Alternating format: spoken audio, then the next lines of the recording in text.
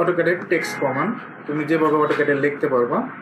এখানে লেখা আছে জি বেড, একটা মেজারমেন্ট দেওয়া আছে, আমরা এই জিনিসটা লিখবো। যে কোনো কিছু হতে পারে, এখানে বেড হতে পারে, টয়লেট হতে পারে, যে কোনো কিছু, অনেক জিনিস অটোক্যাডে লেখার প্রয়োজন হয়, সিস্টেম একই। এখানে লেখার জন্য টি লিখে ইন্টার দিতে হবে, টেক্সটের টি টি লিখে ইন্টার। এরকম একটু বড় করে বক্সটা নেবা। এখান থেকে সর্বপ্রথম তুমি ফন্টটা সিলেক্ট করবা, যে কোনো ফন্ট হতে পারে। ইংলিশের জন্য দুইটা ফন্ট ইউজ করি আমরা, টাইমস নিউ রোমান আর এরিয়াল।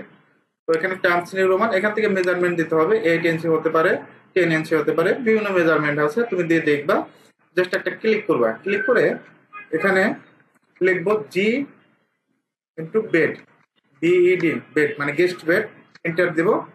মেজারমেন্টটা আছে 10 ফিট মাইনাস 00 ইঞ্চি, ইটি দুইটা দিবা। আবার এক্স একই দিকে 10 ফিট মাইনাস 00 ইঞ্চি।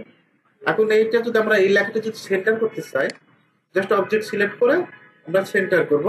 এখন অবজেক্ট সিলেক্ট করার যে বিষয়টা, অবজেক্ট কিভাবে সিলেক্ট করতে হয়, কিবোর্ড শর্টকাটে কন্ট্রোল এ তে সিলেক্ট করলে, কন্ট্রোল এ দিলেও সিলেক্ট হবে। এই লেখাটা তুমি বোল্ড করতে পারবা, লেখাটা মোটা করতে পারবা।